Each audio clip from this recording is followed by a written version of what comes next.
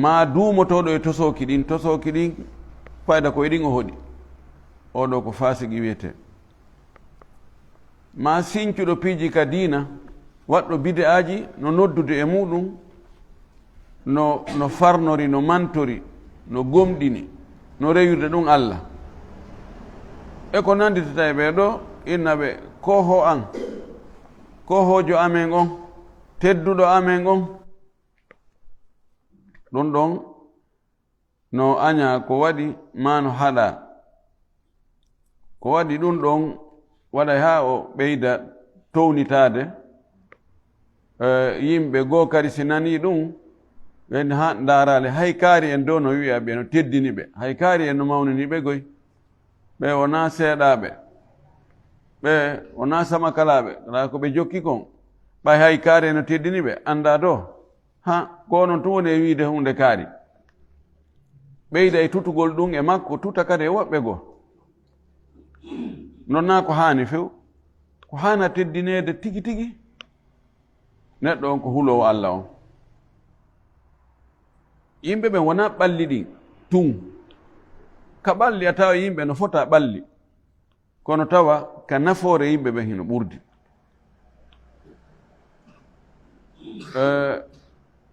Ko kulol Allah ngol ko ɗon woni peesirgal tigi tigi wal ngal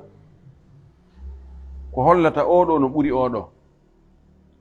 يا أيها الناس إنا خلقناكم من ذكر وأنثى وجعلناكم شعوبا وقبائل لتعارفوا إن أكرمكم عند الله أتقاكم. الماكي كلكم من آدم وآدم من تراب فوق تغدي كفورميل من فوق بغوتو ko ɓurdintaɓe ko acte ji maɓɓe ɗin kulol Allah ngol peewal ngal moƴƴugol ngol nafugol yimɓe ɓen rewgol Allah ngol. ɗo karamakoɓe goo no yurniti moƴƴi ɓe waɗi taqyid o fasiqijo ɗo e o neɗɗo bide a ɗo si tawi ko kanko jogi doole ɗen kanko laami mo wawi lorrude kanko halfina piiji ɗin oɗo no sella waɗugol mudaratu te mudarat feññinanamo wonde ella ala e makko no wondi e makko ittiga an min sharrihi ka rentagol bone makko on ɗon no wawi mo wiide excellence no wawi wiide mo sayyidi ya sayyid kono ara ka ɓernde on tino huɗora ton sayyidul mujrimin ko ho bandi ko ho bomɓe ka ɓernde kono on tigi yaltintinna ɗum ɗa ɓay woni feere ala julɓe ɓen no jarribora gila neeɓi no wonoɓe yeeso ardotoɓe jon dooleɓe wawɓe lorrude kono hara telen ka kulol Allah ɓe ŋakkira moƴƴi ɓeeɗo be on tigi waɗa ɓe mujamala waɗna ɓe nahiya amma ko bonɗo o ɓeelintaɓe ko fasiqijo wonde wadde bidia kono na hay hunde o wawata lorrude hay fus o halfinaka responsabilité hay hunde oɗo tawimo sayid fiyon oɗo ya fotti e hollude andina mo yeeso yimɓe fof o ko jasuɗo nigoy ona handuɗo e teddungal farqum baynahuma no serti hakkude maɓɓe kamɓe ɗiɗo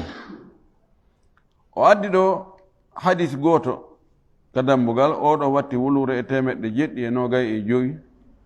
o ittimo e Buraydatul Aslami Burayda o wii nelaɗo meɗen sallallahu alaihi wa sallama maaki o ewni e enen mofte ɗen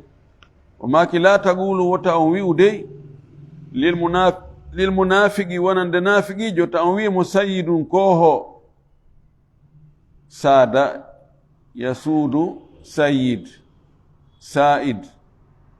ko wonɗo tedduɗo wonɗo dow kohojo taw wi ɗum nafiqijo wiyamo ko koho banko wiɗen kon si tawi wona kanko halfina piiji ɗin sina ɗum so wi alima koho ƴetta wona baka ka o handuno yaade ton fa innahu no oɗo in yaku sayyidan si tawi ko o koho on wi'imo koho on coobimo e hoore himo yeddi Allah himo salani Allah himo waɗude ko Allah haɗi kon sali wadde ko Allah wi kon e farillaji so on waɗi ɗum fagade askhattum rabbakum hara on tikkini jeeɗo on sikki ala neɗɗo gaño ma mo wacci gaño ma yeeso ma a weltantako mo goy ɗum ko pellet neɗɗo gaño ma ɓalejo kir goɗɗo mantawno o noon ko kelduɗo o noon ko koho a ñirɓinoto kisan oɗo fasiqijo ko gaño Allah ko yedduɗo Allah Allah wita ɗum ɗo waɗe o inni min mi waɗay mi tewi Allah wi waɗe ɗum ɗo no welanmi o wiya min mi watta o ko giɗo Allah o na giɗo Allah oɗo sa mantimo a waccimo a coobimo Allah weltantako ma goy oɗo hadis ko fillimo ko Abu Dawuda o fillorimo tugorde sellunde Cheikh al-Albani rahmatullahi alayhi o wi ka sahihul jami o wi hadis on himo selli ɗum waɗi neɗɗo suɓa e konnguri ɗi o wowlanta yimɓe ɓen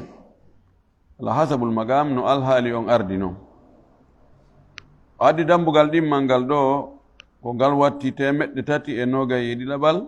o wi babu karahati sabbi al-humma dambugal yewtaygal fi añegol yennugol nawnare humma ko nawnare wulnayde ɓandu ɓe wiya palyu yennugol nde nawnare ko nde ɗo tugga palyu on sabuna ko nde nawnare ɓurno ɗuɗude fewndo maɓɓe kono na ko tugga ɗo ko misal adda na nden ɗon tun kala nawnare yennugol nawnare nden Allah huɗi ndu dogu reedu Allah huɗi nde muusu hoore ɗum ɗon wona ko haani no aña ko fi on ɗum ko hombo nawninma hombo addi o palyu hombo addi o Ebola hombo addi Covid ko Allah subhanahu wa taala koye kodduri e Allah ko Allah woni addi ɗum jardi bo jiyaɓe ɓen si tawi noon Allah addi goɗɗum tun a yenni ɗum faydara a yennori a adduɗo on goy so a yenni donkun kun tun hara a yenni fayda joom makkum seytinayi eyi goɗɗo rondi goɗɗum a yenni Allah huɗi ko rondiɗa ɗon kon honɗum komi rondi koko huɗa mi rondi si tawi sababu on yennama musabbibe on fayda hara natori nder ton haray ko yawre noon ko ɗum waɗi ta on tigi yennu nawnare nden ɗon ko sengogo ɓay ko Allah woni sabu mayre haren fof ko holli on tigi weltora koddori e Allah on ɗon goo ɗiɗi on nde nawnare o palwi ɗe nawnaje muusuɗe sattuɗe si on tigi muññike ɗe o andi ko koddori Allah o ɗaɓɓiri lekki no dagori ɗe wonay sabu ha bakkatuji makko ɗin foppu monte ma yusibu musliman min musibatin min nasabin wa wasabin hatta shauka allati tashukuhu illa غفر الله له بذلك ذنبه أو كما ورد في الحديث ويهبتا جلد مصيبة تامبره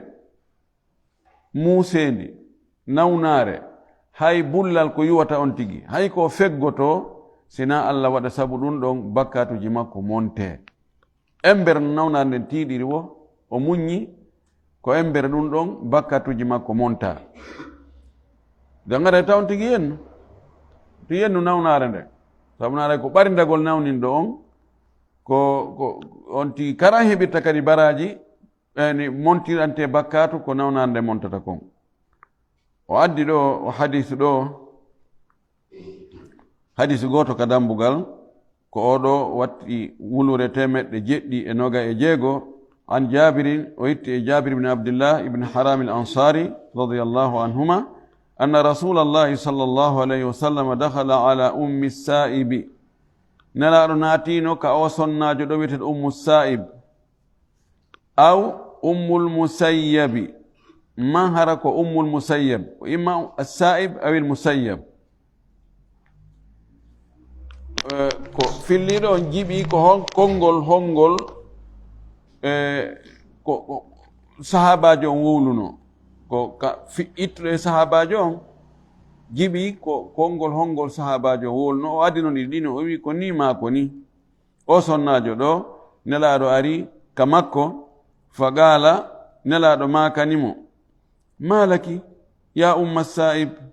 aw ya umma almusayyabi ko on ɗum waɗuma yumma saib ma yumma musayyab ko on ɗum waɗuma tuzafzifina hiɗa diwna hiɗa gerto ko hon ɗum waɗi qalat sonnajo jaabi o inni alhumma ko pali on la barakallahu fiha ta Allah waɗu barke humma ta Allah waɗu barke o pali kudi sinnama ta Allah waɗu barke hunde haray ko huɗugol nde ko pali on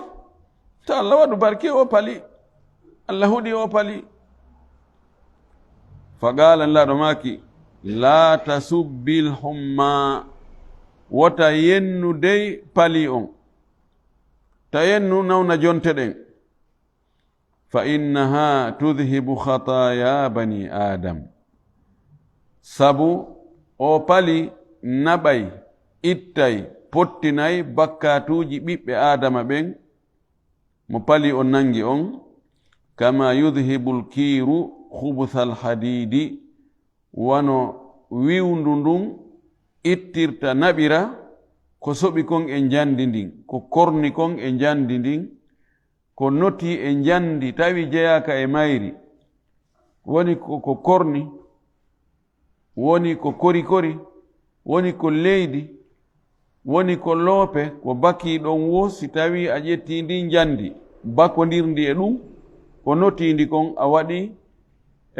ka yiite a wifi haa ɗum wojji ɗum ɗo fof hoɓɓita to iwa saama sa ƴawno jandinga tawi ko kayri tum tawi ko bakinoɗon kon fopp iwi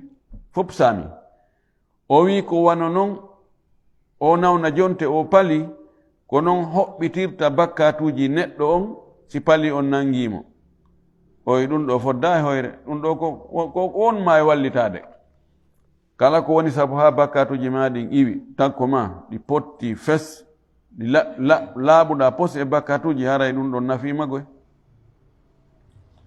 oɗo hadith rawahu muslimun ko fillimo ko imam muslim o firi konguɗi ɗin ɗo ngol kongol ɗo wi to zafzifina ay tataharrakina harakatan sari'atan hiɗa memminande yawnde wa ma'anahu ko ɗum firi tarta'idu hiɗa diwna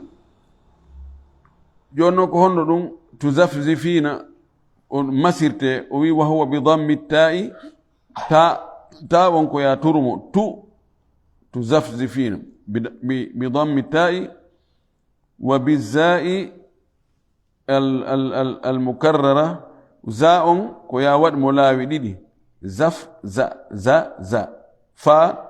on kadi wal fa mukarrara fa on kadi ko fillitaɗo za on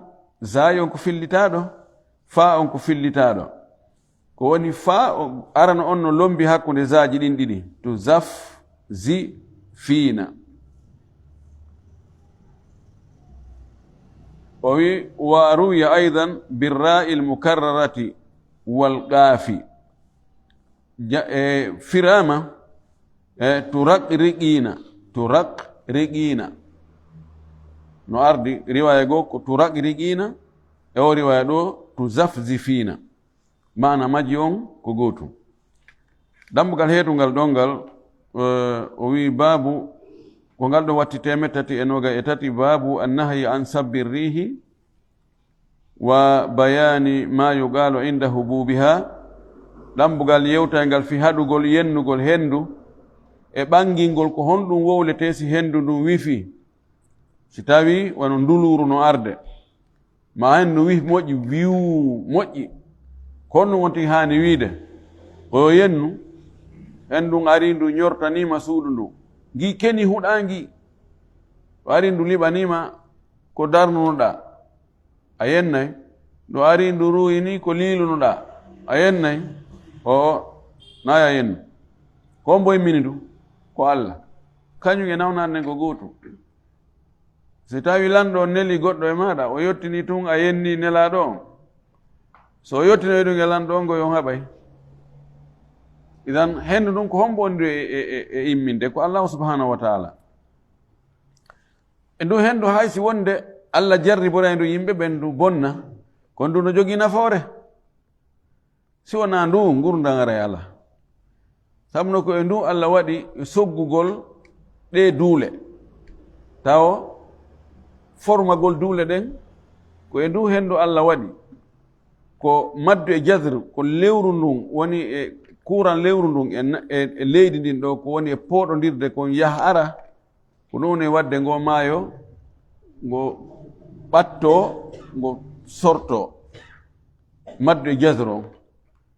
ko on mouvement ko woni wadde ka maayo watta pelle ndiyan ɗan waɗa poƴƴa si poƴƴi waɗa nguufo ko nguufo ɗon hendu ɗum rondo naɓa yaha dow toon no ɓunni formo so ari daraja moins de 14 moins de 15 harara on hay bugiɗa ndiyan ɗan fendoto an fendo dow toon henndu sogga ɗan kadi haa ka Allah hoddiri yo ɗan honcuɗan saaƴa o ɗan honcaɗan saaƴa idan henndu no jogii nafoore en anndi kadi si tawi henndu ɗum ala ngulen ndin tiiɗa e moƴƴi ko ɗum no wuli ala henndu ala e wifude e yii ka wonde ndo fewn ɗo ɓay fewn ɗo courant ala eyi no wuli nder ga ka ko tawde henndu so a yalti jooni ka henndu wonde a taway ton e nder ga o naa gootum idan henndu no jogii nafoore ko ɗum kadi ni pooɗa nden o oxygéne ko ɗum woni e ƴettude leɗɗe ɗen no yaltina goɗɗum kaaki ɗi no wondi e goɗɗum ko ɗum ɗon si saakike ngi curkiwi e piiji ko woni e surtude ko lorrata neɗɗo tuunina weeyo ngon ko ɗum ɗon ñaamata ɗum ɗon kadi he fiyo weeyo ngon yo ngo laaɓu tawa si en foofii ko wondi e cellal wonnake foofude idan mana darama ko henndu nafata kon tawa no ɗuuɗi moƴƴi henndu no jogii nafoore ɗe avion je no ɗe rondori ni ko honno woni ɗe woni fubbade hoore mum ko ndu henndu ɗe woni fubbade hoore mum e goɗɗum ngo idan ko tawata no jogii no nafudema fayda wata wurde ɓaamu ɗum ko ndu yennanta ɗum fii lorra hon ari lorra e nafa koko wondi an ko falɗa ko nafa tun 100% a heɓata ɗum ɓay hay sondage ma mo ƴamoyɗa ƴettuɗa adduɗa ɗo ko welduɗo ñande goo o waɗete goɗɗumna a waɗna komi sikkananoma idan ko noon nafa e lorra koko wondi si tawi ko nafa kam ɓuri ɗuurude lorra kan munne si ko lorra kam ɓuri ɗuurude nafa hunkum munne idan no haɗa yennugol ndu henndu si tawi ndu wifi kadi ko honɗum ti wiyata o addi ɗo oɗo hadis kanko watti wulure 790 an abil mundhiri ubay ibn ka'bin ittama ubay ibn ka'bin ɓe gandi oɗo ko e goto e qurra en ɓurɓe wawde janngude alqur'ana ɓen o jeeya sowore makko nden ko abul mundhir qala o wi kanko ubay ibn ka'bin o wi qala rasulullahi sallallahu alaihi wasallam maki la tasubbu riha wota on yennu hendu taw yennu hendu ɗum dey fa ida ra'aytum ma takrahuna si on yii e hendu ɗum ko añuɗon mana on yii ndu bonnani on piiji ndu tiiɗi ha faqulu wi'e allahumma inna nas'aluka min khayri hadhihi rihi allah meɗen torima moƴƴere ndu hendu ɗo wa khayri ma fiha e moƴƴere ko woni e nder ndu hendu wa khayri ma umirat bihi e moƴƴere ko ndu yamira kon yo ndu waɗu. Allah meɗen torima moƴƴere hendu ndu e ko woni e nder hendu ndu e ko ndu nula waɗugol kon ɓay ko ndu yamirte ndu. wa naudu bika meɗen moolima meɗen ɗaɓɓirma ya dandu meɗen fattima min sharri hadihi rihi bone ndu hendu ɗo wa sharri ma fiha e bone ko woni e nder hendu ɗum kon wa sharri ma umirat bihi e bone ko ndu nela waɗugol kon. koni on tigi hani wiide si nduluru ari allahumma inna nas'aluka khayra hadihi rih wa khayri ma fiha wa khayri ma umirat bihi wa naudu bika min sharri hadihi rih wa sharri ma fiha wa sharri ma umirat bihi. kono noon wigol awa hande kadi hendu waɗa daari hendu bonna hande daari keni daari nanon on tigi do ɗum ɗo. rawahu tirmidhi ko filli hadis ko imamu tirmidhi wa qala hadithun hasanun sahih o wi hadis on no moƴƴi himo selli. cheikh albani ma ka sahihul jami hadis on himo selli. hadis heɗɗon on kanko watti wulure temeɗɗe jeɗɗi e noga e jeetati. wa an abi hurairata radiyallahu anhu tamma abu hurayra yo Allah weltanomo qala o wi sami'tu rasulallahi sallallahu alaihi wasallam yaqul minani lalala no maka arrihu min rawhillahi o wi hendu ko e yurmede Allah. rawh ko yurmede ko neema. taati bi rahmati o wi ndu adda yurmede wa taati bil adabi hindu adda kadi lette. hendu ɗum ko e koddori Allah ndu woni e wifude ko yurmede Allah ko e neema Allah. si ndu addi neema no wi lintirɗen ni ndu adda neemaji bus pooɗan ndiyam ɗan saaƴa ɗan ndu wifa ko wulno kon iwa nguleygi ngin iwa. indu ara kadi letta heferɓe ɗum kadi ko neema. si bomɓe ɓen ɗoytike ɓe heedi yeeso moƴƴuɓe heɓa eno wurira e hoore jam. o wi fa ida ra'aytumuha si on yii ndu hendu fala tasubbuha taw yennu hendu ndu. wasalu llaha khayraha tore Allah moƴƴere mayru wastaidu billahi min sharriha molore Allah bone mayru on. ɓay ko kanko imminitu toremo yo okkoro moƴƴere ko woni e mayru yo dando bone ko woni e mayru. rawahu abu dawuda bi isnadin hasanin. abu dawuda filli hadise ɗo tugorde moƴƴere. o wi qawlu sallallahu alaihi wasallam min rawhillah o wi konngol kanalaɗo maki ɗon wonde hendu ɗum ko min rawhillahi ko on woni rawh. o wi huwa bi fathi ra'i konngol ngol ko yo ra on yo masire dow ay rahmatihi ko yurmede makko bi ibadi e jiyaɓe makko ɓen. cheikh albani ma ka sahihul jami hadis on imo selli. hadis sakkiti ɗon ka dambugal ɗo ko sakkitorno ɗo kadi hande ka darsu on ɗon watti wulure temeɗɗe jeɗɗi e noga e jeenayi. wa an aishata ittama nen min aisha radiyallahu anha qalat o maaki kana nabiyu sallallahu alaihi wasallam nelaɗo Allah on laatinoke o wonino ida asafati rihu si hendu ɗum wifi waɗi nduluru. qala o maakay allahumma inni as'aluka khayraha wa khayra ma fiha wa khayra ma ursilat bihi wa a'udhu bika min sharriha wa sharri ma fiha wa sharri ma ursilat bihi. oɗo hadis aranon ko goto. nelaɗo o aisha o maaki nelaɗo ko ni kañum si hendu nduluru waɗino hendu wifi wiw koni o maakayno o maaka Allah mi torikema moƴƴere ndu hendu e moƴƴere ko woni e nder mayru e moƴƴere ko ndu immina kon fiimu. mi moolikema mi torikema dandam bone mayru on e bone ko woni e nder mayru e bone ko ndu immina kon waɗugol. o hadis ɗo ko imam muslim ko fillimo haray ko ni woni ko haniri kon. Allah golleji makko ɗi na e yennu golle makko ɗen na e yennu koddori e makko.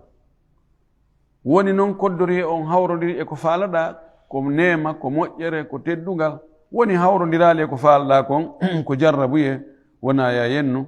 haray sina ɗum ko ɓarindagol Allah yo Allah dandu en ɗum no en toriki Allah subhanahu wa taala yo Allah arsuku en wawgol ɗe ɗenɗe meɗen tawa ko huutoten e kon koko nafata en. yo Allah okkore en ɓuttu e teddugal o faaminen dina kam faamu selle ɗo arsuken kadi gollitirgol ko faamu ɗen kon o jaɓanen ko onnen gollude kon fou o yaafen ko onnen e faljude kon enen e mawɓe meɗen yo Allah fewnange geɗal men ɓen, yo Allah ɓuttinangen leydi men ndi. Wa akhiru da'wana anil hamdulillahi rabbil alamin wa sallallahu wa sallam wa baraka ala nabiyyihi al amin.